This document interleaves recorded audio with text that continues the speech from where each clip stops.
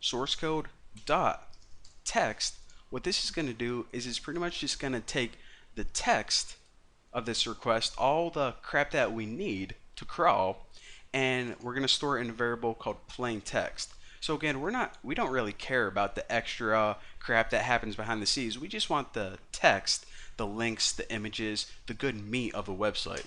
So right now, all of my good stuff is stored in plain text. That's what we can sift through.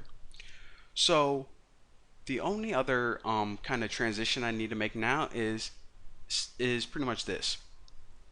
Right now I have all the information from a web page.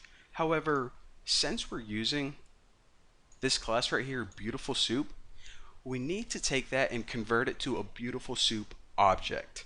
And that's because this class right here, it needs its data formatted in a special way to be able to crawl through it and sift through it and sort through like all the links and stuff easily. So my Beautiful Soup object, I'm going to store it in an object named soup. Now, in order to create an object, it's actually really easy. Just put the class name, and the one parameter that you pass into it is that text. So basically, plain and simple, this is all the source code from the website, whatever web page we said to crawl. Now, when we have this soup object is the thing that we can sort through. So, okay, find all the links in soup, find all the titles in soup. So I know it's kind of confusing so far, but you guys are going to see something really cool right now. So since we have all that data in soup, we can do something like this. Say we wanted to, I don't know, what's an easy thing to do? Alright, we'll say that let's gather just the titles of each item. So maybe we just wanted to make a web crawler to gather the titles of each item just so we can sort through them easier. Well, we just can't be like, okay, get the title of this, how do we type it in? Because even though that, if we were talking to our friend, then he might see what the titles are. Our computer doesn't understand that language. So what we need to do is if we right click this and inspect element, we need to find something in the source code that is unique. So we'll say, okay, this is the title right here.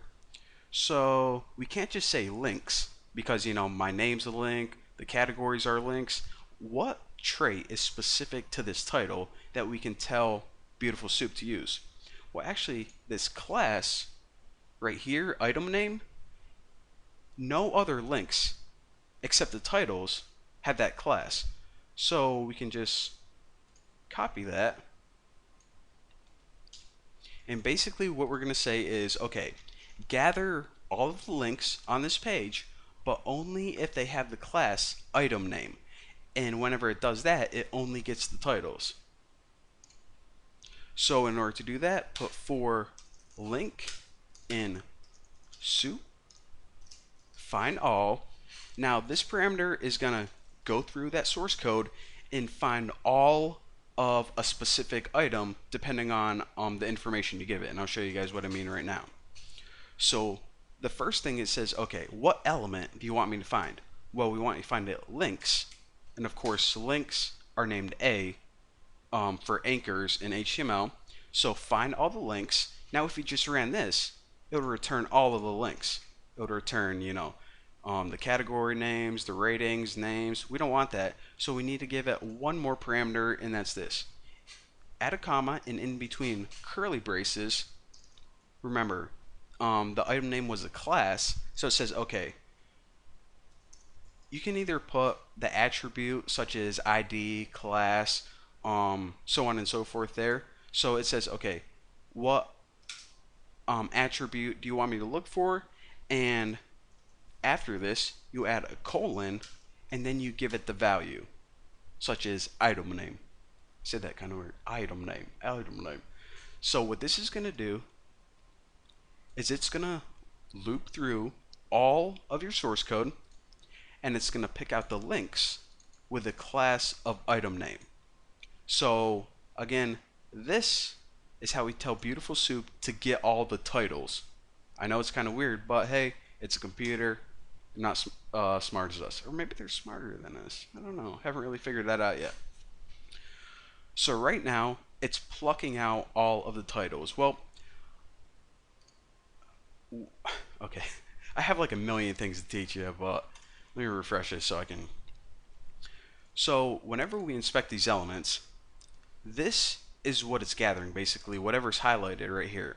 But now it's saying, okay, well, what do you want from here? Do you want the href, pretty much the URL? Do you want the class name? Do you want the crap that's inside here? I mean, this is a lot of crap. Do you want me just to give everything to you back? Well, let's say that we actually only wanted the URL, so the link address of each one. So what we can do is we can say, okay, we're going to make a new variable called href, and it's going to be equal to link, because remember, everything it gives back is treated as link, and we'll put get href. So again, what this does is it says, okay, I know you're looking at this entire thing right here, but we don't want all this extra crap. We don't like need the anchor tags and stuff like this. The only thing we want is the text that's inside this href attribute. So for each item, what this is going to do is it's going to give you this. And actually, let me print this out real quick, and you guys are going to understand what I mean. So now if I print href, let me run this real quick. Alright, so of course, if we just run this right now, nothing's going to happen because we didn't call it. So let's call it right there. And just the test, I'm going to throw in max pages is 1. So now let me right click and run Bucky and check it out. And why is this not? Oh, I see. Alright, so what we did is we accidentally put the page equal to 1, and we put this, so since 1 is not less than 1, it never ran. And also forgot to do one other thing. We also need to increment the pages each time, even though we're only searching one page right now. So again, let's run this and check it out. So what this basically did is it went to that page, and for every single title link, it pulled out the href or the URL, and then it printed it out on the screen. And then of course it went to the next page, but that's when our condition broke right here. So of course, if we're actually crawling it and gathering this data, it wouldn't be very helpful, because this URL is great for, you know, whenever I was designing the website, but if I try to go to one of these in my browser, you know, it's not gonna happen. So what is a better thing to do is, if you add, actually let me just do the shortcut of this. Actually, I'll do it the right way, I guess. So basically, you have to look, okay, this URL ends at trade, the trade directory. So what we need to do is, if we copy all of this right here, we can build a complete URL by writing href, put this equal to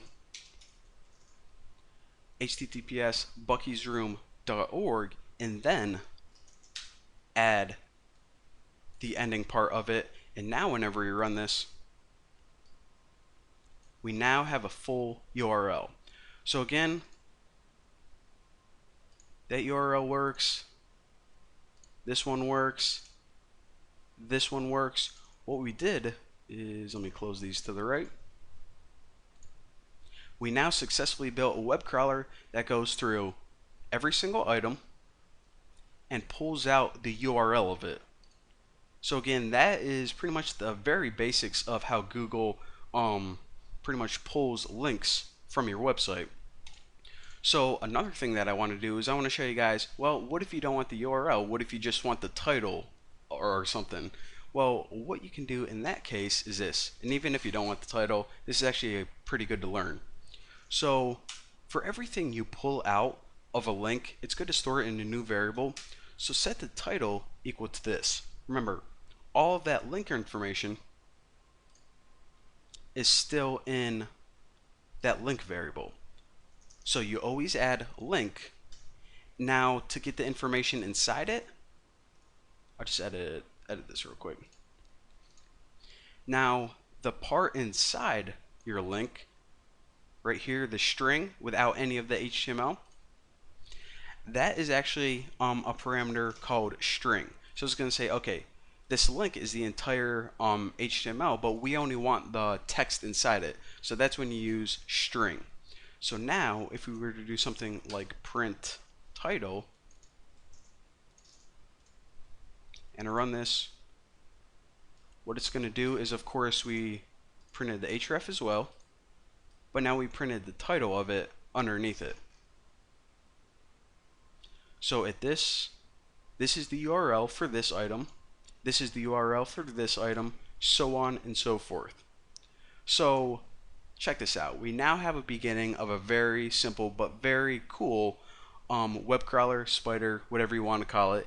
And in the next video, what I'm going to show you guys how to do is actually make this more dynamic, because right now we give it a certain number of pages, basically giving it a list of URLs, and it can go to that, and when it's done, it's done. But what if we wanted this web crawler to go on forever? Such as we want to say, okay, go to a new page, get all of those links, crawl those, and on those pages, gather those links, crawl those, and it can just keep going on and on forever. Well, that's what I'm going to be showing you guys in the next tutorial. But for now, thank you guys for watching. Don't forget to subscribe, and I will see you then.